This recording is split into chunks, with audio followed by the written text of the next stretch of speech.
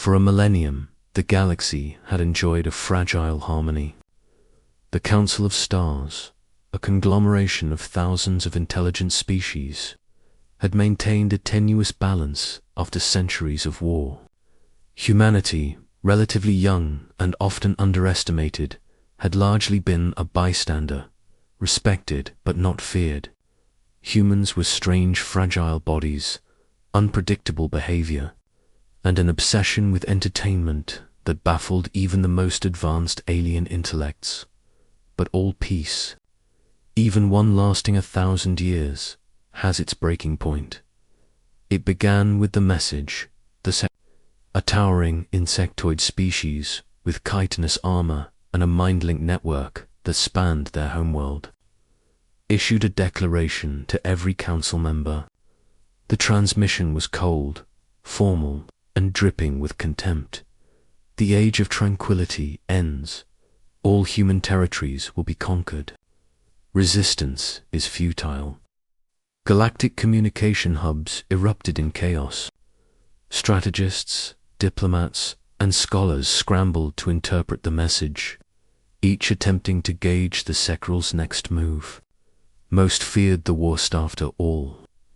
The Sekrul had never lost a war, all except one species, humanity at the Earth's strategic command. Commander Alyssa Tran stared at the holographic projection of the Sekro envoy. Her hair was tied in a nonsense bun, her uniform crisp, yet her eyes sparkled with that uniquely human thing aliens often couldn't comprehend: amusement. They sent a threat? She asked, raising an eyebrow. Her second-in-command, Lieutenant Marco Silva, scowled. Yes, Commander. They explicitly declared war. They're mobilizing fleets along the Orion sector as we speak. Alyssa chuckled, a low, almost musical sound that carried across the room. Oh, Marco, they think they can scare us. Marco's scowl deepened. Commander, this is serious. The Sekrul are merciless. They've wiped out entire systems before. Exactly, Alyssa said, leaning back in her chair. And yet, here we are. Humans survive. Always.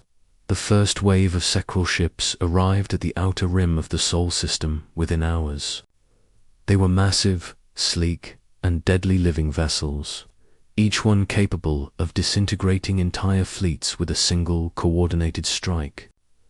Across the galaxy, Council species watched in horror as Earth's defenses scrambled, utterly outmatched in conventional terms. But humanity did something entirely unexpected. They laughed, not in a derisive, mocking way, though there was a hint of that, but with an audacity that unsettled the Earth's orbital defenses were primitive compared to alien technology. Yet, when the first Sekrul warship fired its energy cannons, nothing happened. Instead, a human voice boomed across subspace, clear and unamplified. Welcome to Earth. Please enjoy your stay. Complimentary accommodations are included. Don't forget to tip your host. The Sekrul, operating on logic, found this incomprehensible. They scanned for threats. There were none. No superweapons, no defensive grids that could rival their own. Only a small, blue-green planet spinning innocently in space, populated by fragile bipeds with a bizarre fondness for coffee, movies, and competitive sports. Then came the humans. Counterattack, not with weapons, with human ingenuity. Earth had spent decades quietly retrofitting old infrastructure with experimental technology, satellites, old war relics, and even civilian drones had been modified with electromagnetic pulse disruptors, decoy modules, and nanite swarms. One by one, Sekrul ships found themselves disabled, trapped in invisible electromagnetic nets, or hacked into complete paralysis. On board the flagship of the Sekrul High Commander, Supreme General Vritek, Panic spread like wildfire. "How is this possible?" he hissed, his mandibles clicking. "Our fleets are unstoppable. Their defenses are trivial." His aide, a smaller Sequel named Kithril, suggested, "Perhaps Earth underestimated our might."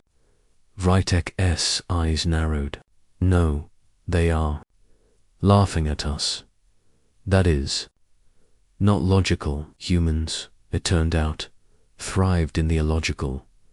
On Earth, Commander Tran coordinated what she jokingly referred to as the welcome wagon.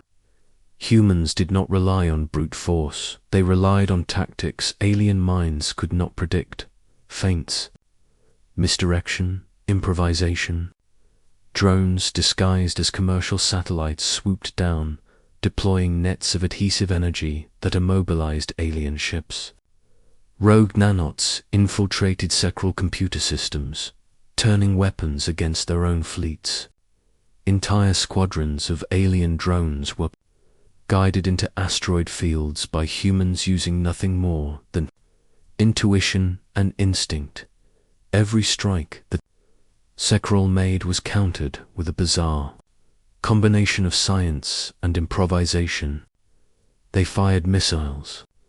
Humans responded by launching flares, decoys, and holographic duplicates of entire cities. They tried brute force boarding.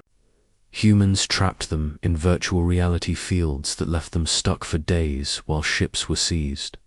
And through it all, humanity laughed.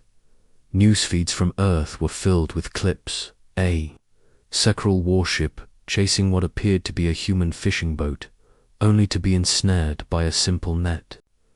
Aliens slipping on banana peels left deliberately on the planetary surface. Sequel soldiers bewildered by human pets, particularly dogs, which attacked their advanced armor with unrelenting enthusiasm. Across the galaxy, the Council species were dumbfounded. Humans weren't just resisting, they were winning.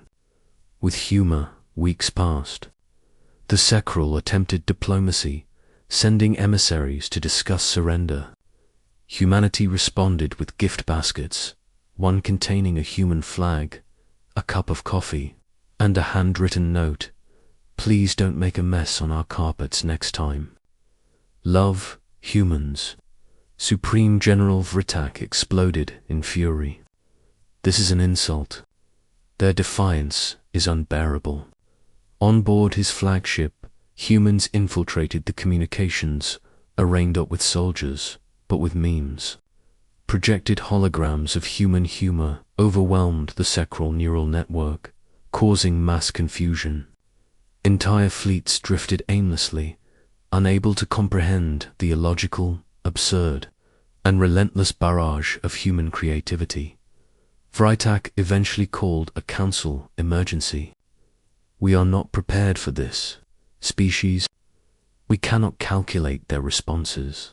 They adapt too quickly.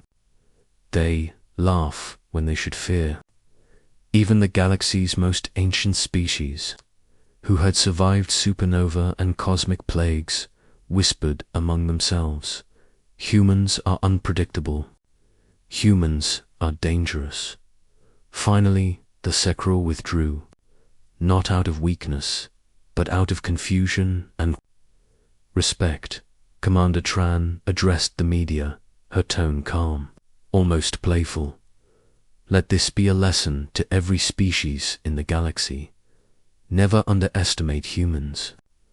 We survive, we adapt, and if you try to scare us, well, we might just laugh while turning your entire fleet into scrap metal." A new age of galactic politics dawned. Humans were no longer seen as fragile or unpredictable. They were seen as a force of nature. Strategic analysts recalculated everything: what humans could do, what humans could endure, and how their peculiar sense of humor could become a terrifying weapon, and Earth celebrated. Not because they had defeated the Sequel, though.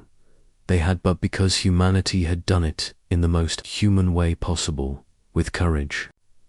creativity, and laughter. For 1,000 years, the galaxy had assumed humans were fragile, whimsical, and inconsequential.